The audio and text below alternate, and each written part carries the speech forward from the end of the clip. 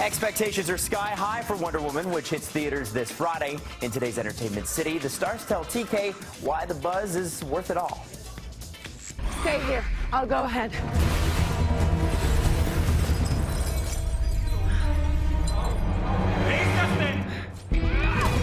It's the first time in over a decade where the superhero is played by a woman as the title character.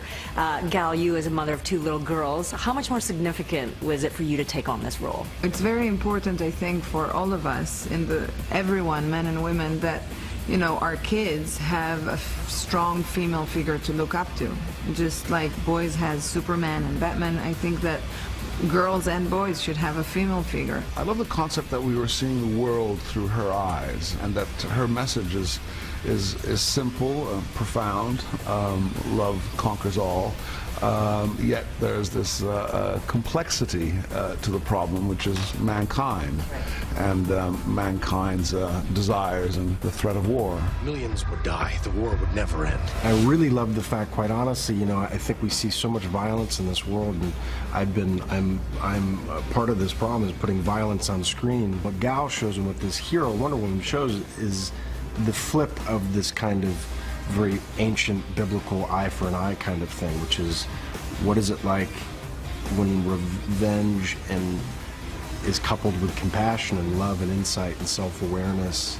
Wonder Woman is about love and truth, and she's an incredible badass. And if she has to get stuff done, you should watch out.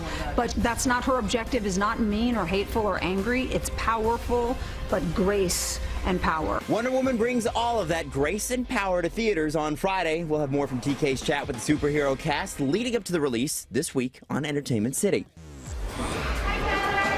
Someone else who's all about the truth and love, Tyler Oakley, a vlogger and LGBTQ activist who's found himself some massive success and millions of followers just for being himself.